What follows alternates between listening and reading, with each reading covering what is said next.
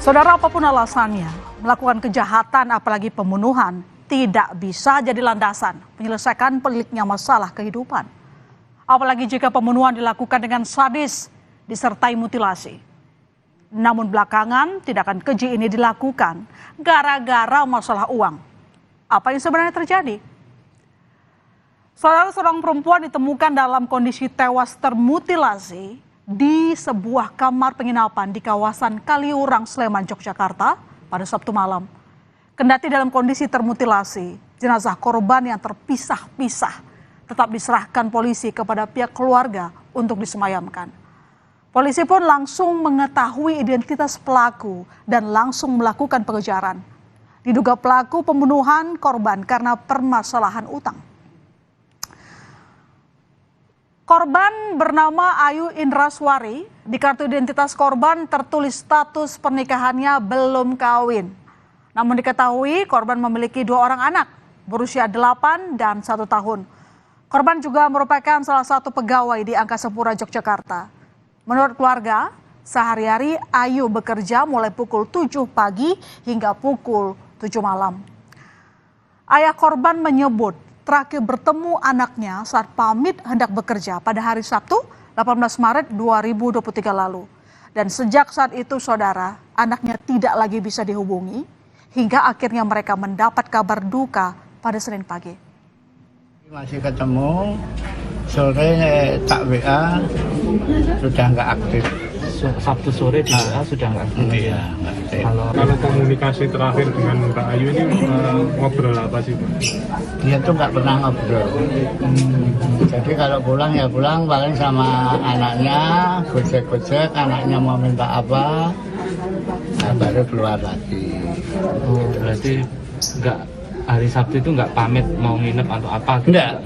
Pamit ya? Makanya saya ngepel jam 6, jam 7 kok nggak pulang.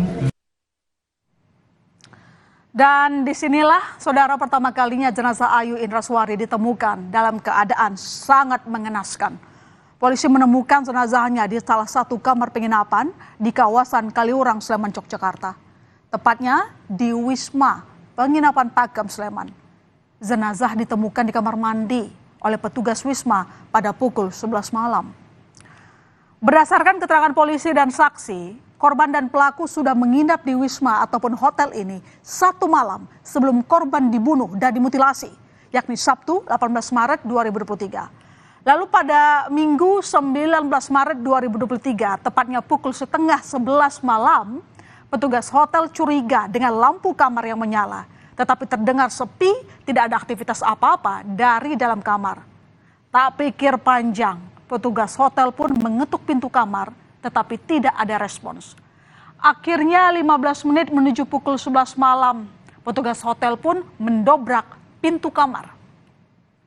Dan saat pintu kamar didobrak, petugas hotel tidak melihat pelaku ataupun korban. Namun tidak lama kemudian, petugas menemukan pintu kamar mandi yang terkunci. Akhirnya kaca kamar mandi hotel pun dicongkel oleh petugas. Kemudian pada pukul 11:10 malam, petugas hotel menemukan jenazah korban yang sudah dimutilasi di dalam kamar mandi. Tak lama kemudian, pukul 11:30 malam, polisi pun datang ke tempat kejadian perkara, saudara. Setelah itu jenazah korban pun langsung dibawa ke Rumah Sakit Bayangkara untuk diotopsi. Berdasarkan hasil otopsi tim medis Rumah Sakit Bayangkara Polda Daerah Istimewa Yogyakarta, polisi menyebut pembunuhan ini terbilang sadis.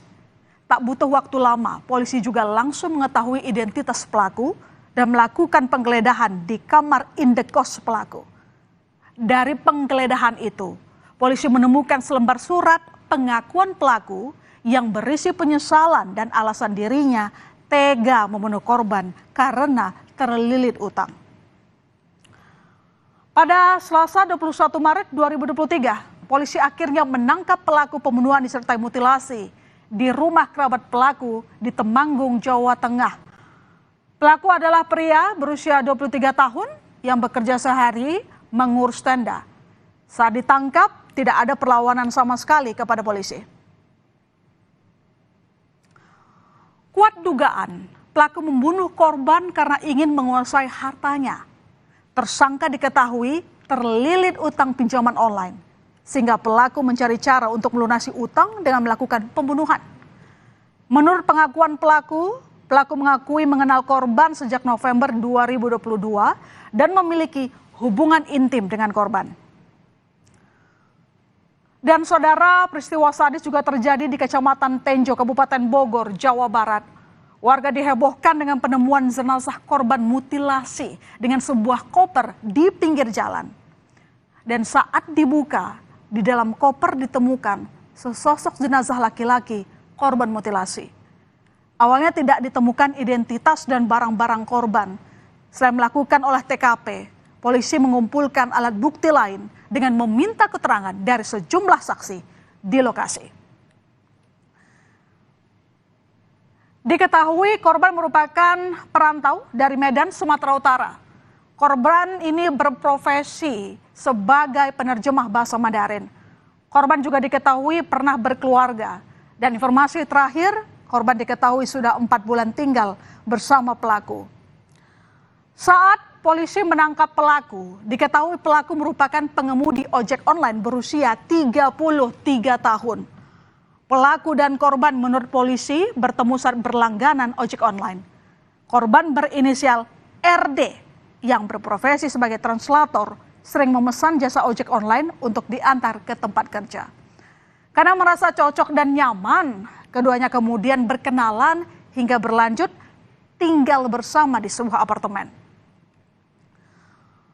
Polisi pun mengungkap kronologi korban dimutilasi oleh pelaku. Pada 14 Maret 2023, korban diketahui cekcok dengan pelaku. Hingga tidak terkontrol, pelaku pun membunuh korban. Setelah itu, tubuh korban dimutilasi dan jenazahnya dimasukkan ke dalam koper. Koper pun dibuang di kebun pisang. Motif tolak berhubungan intim sesama jenis faktor ekonomi lagi didalami karena dia bawa buku tabungan dan uang korban senilai 30 juta rupiah. Menurut polisi, faktor ekonomi diduga jadi latar belakang pelaku membunuh korban. Ini didasari karena pelaku membawa buku tabungan dan uang korban senilai 30 juta rupiah. Selain itu, motif asmara pun sedang didalami polisi. Pelaku dijerat pasal 338 dan pasal 340 tentang pembunuhan berencana dengan ancaman penjara seumur hidup atau pidana mati. Asal pembunuhan berencana diterapkan karena kesiapan alat-alat untuk membunuh pelaku. Awalnya korban ini kan bekerja sebagai translator bahasa Mandarin. Kemudian awalnya menggunakan jasa tersangka ini sebagai driver Grab untuk mengantar kemana si korban berangkat. Kemudian selama 4 bulan ini mereka sudah tinggal bersama dalam satu apartemen di wilayah Cisauk, Kabupaten Tangerang. Persiapan alat-alat yang digunakan yang ada di kamar yang bersangkutan, kemudian dari keterangan-keterangan yang disampaikan ada konflik atau pertengkaran sebelumnya yang sudah terjadi antara korban dengan tersangka ini.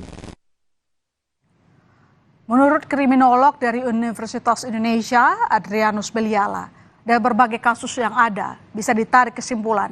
Ketika seseorang membunuh, ada 2 pilihan. Pelaku lari atau korban yang dibuang. Mulai dari dimutilasi agar si pelaku tetap bisa menjalani hidupnya, sehingga pelaku yang memilih untuk membunuh atau memutilasi korban ingin menjaga status sosialnya. Namun pesan yang harus disampaikan dari peristiwa ini, sekali lagi, apapun alasannya, melakukan kejahatan apalagi pembunuhan tidak bisa jadi landasan menyelesaikan peliknya masalah kehidupan. Saudara, bocah 7 tahun meninggal usai jalani operasi di rumah sakit. Polisi dalami dugaan malpraktik. Selengkapnya berita utama segera kembali.